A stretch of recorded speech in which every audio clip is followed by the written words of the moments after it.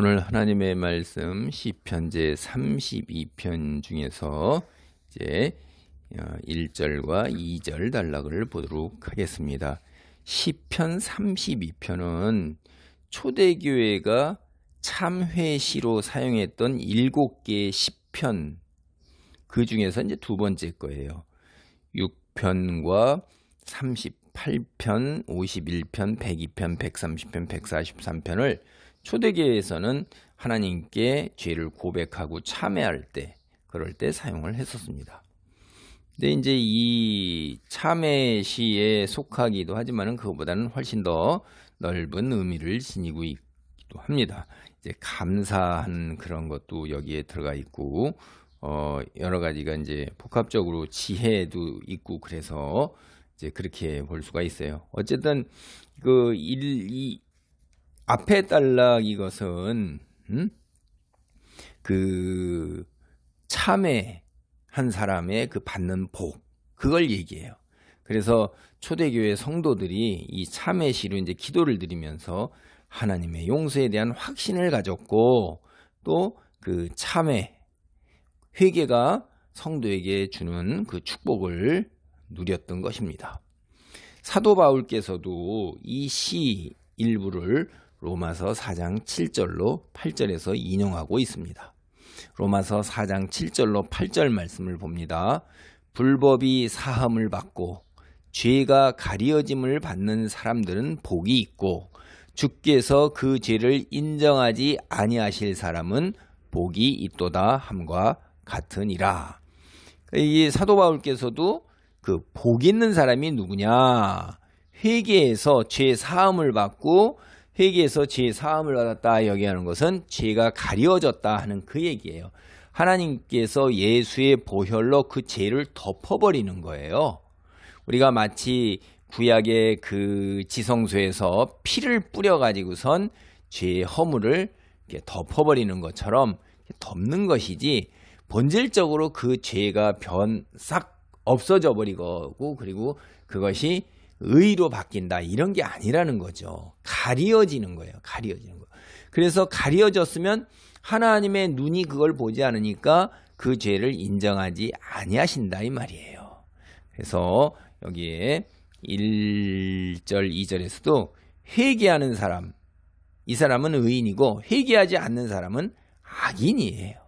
그래서 어거스틴이나 루터도 굉장히 좋아하는 시편이었다는 기록이 남아 있습니다. 32편 1절과 2절 말씀을 봅니다. 허물의 사함을 받고 자신의 죄가 가려진 자는 복이 있도다. 마음에 간사함이 없고 여호와께 정죄를 당하지 아니하는 자는 복이 있도다. 1절 2절에서 두 번이나 반복되가 복이 있도다, 복이 있도다 그러는데, 이게 이제 복이 있는 자는 복이 있도다. 뭐뭐 하는 자는, 그러니까 복이 있는 사람, 이거는 이제 그 죄를 나타내는 세 가지가 있죠. 여기 보면 허물, 그러니까 허물은 사함을 받고 죄는 가려지고, 그리고 그 다음에 범죄와 용서는 정죄를 당하지 아니하는 자, 이런 자가 복이 있는 자라고 1, 2절에서 반복해서 이야기를 하고 있어요. 그러니까 회개해서 하나님께 죄를 가리움을 받고 용서받은 사람은 누구보다도 복되다라는 그런 진리를 이제 이야기하고 있는 거예요. 그러니까 1, 2절은 우리가 회개하는 것이 얼마나 중요한가 하는 이야기를 하고 있어요. 회개하는 사람은 하나님의 은혜에 전적으로 의지하고 살아가는 때문에 복이 있는 사람이다 이러는 거예요. 우리가 시편을 일반적으로 볼 때 복이 있는 사람은 1편서부터 하잖아. 1장 1절로 악인의 꾀를 쫓지 않는 사람, 119편 1절은 여호와의 길에 거하는 사람, 128편 1절은 여호와를 경외하는 사람, 이렇게 나오는 거에서 이제 우리가 뭐냐면 복이 있는 사람이란 무엇을 하는 사람이에요.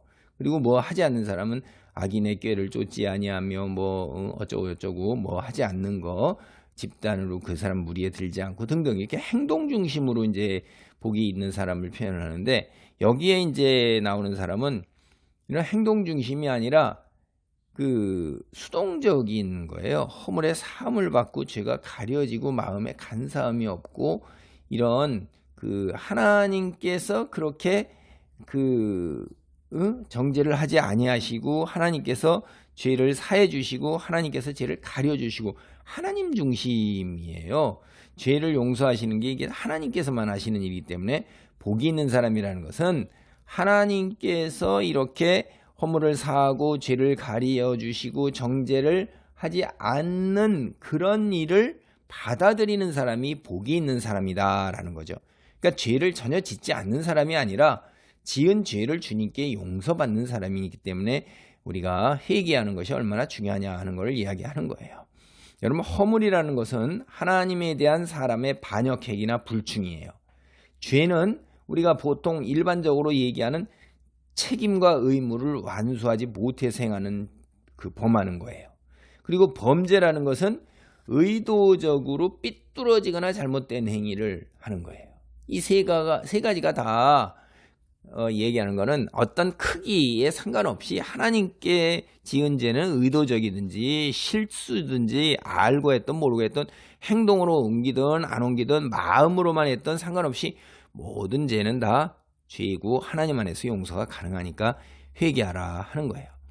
어떤 유형의 죄든지 간에 자기가 저지른 모든 죄를 용서받는 사람, 굉장히 복이 있는 사람인 것입니다. 우리는 죄를 안 짓고 살 수는 없어요. 왜냐하면 아담과 하와 때부터 그 죄악된 본성을 우리가 스스로 가지고 있고 연약함으로 인해 사탄의 유혹에 넘어가고 그리고 또 부족함으로 인해 하나님께 불충하는 일들, 그래서 우리가 이 땅에 살면서 믿음으로 고백한 후에 성화의 과정을 거쳐 나가서 나날이 이렇게 믿음이 자라서 장성한 분량에 이르러서 하나님 앞에 서는 날 때에야 이제 영화롭게 돼서 죄와는 상관이 없는 존재가 되는 것이지, 이 땅에 살면서는 육체를 지니고 있고 그 다음에 그 어둠의 공중권세 잡은 자들의 함정과 올무와 뭐 이런 것들로 인해서 죄를 하나도 안 짓는, 그건 불가능한 거고요. 예수님 외에는 없습니다. 육체로 오신 존재 중에.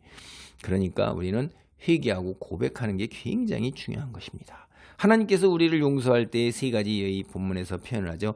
사함을 받고 가려지고 정죄를 당하지 않은 자, 하나님의 절대적이고 확실한 용서를 이야기하는 거예요. 사함을 받는다 하는 얘기는 본문 뜻대로 하면, 문자적으로 하면 진 누르고 있던 죄가 들렸다 이거야. 들렸다 이거야. 가려진다 이거는 죄가 눈이 땅을 덮어서 싹 다 가리는 것처럼, 눈을 덮는 것처럼 그렇게 덮인다는 거죠. 그 다음에 정죄당하지 아니한다는 것은 법정에서 죄인으로 판정받지 않고 무죄를 선언하는 거예요. 이 문구에서 이야기하는 거는 하나님이 사람이 지은 죄에 대해서 온전하게 책임을 추궁하지 않으시고 상당 부분을 더 이상 문제 삼지 않으시고 덮으시고 가리시고 그 다음에 그 죄짐을 덜어주신다 하는 거죠. 은혜예요. 하나님의 은혜. 그게. 그리고 본질이 변하는 게 아니라 하나님 관계성 속에서 하나님께서 그렇게 일방적으로 선언을 하시는 것입니다. 하나님의 절대적인 용서에 대한 이 같은 확신, 이 시편을 지은 이는 감사와 감동을 느껴서 흥분된 마음으로 이제 하나님께 뒤이어서 더 감사 찬송까지도 이르게 됩니다.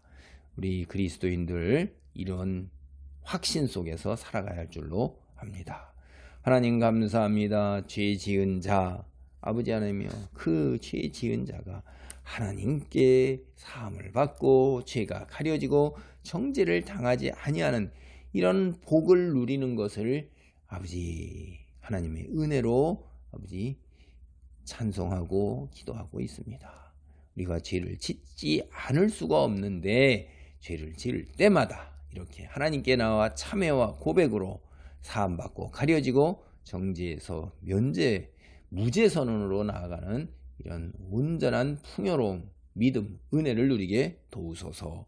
예수님의 이름으로 기도하옵나이다. 아멘.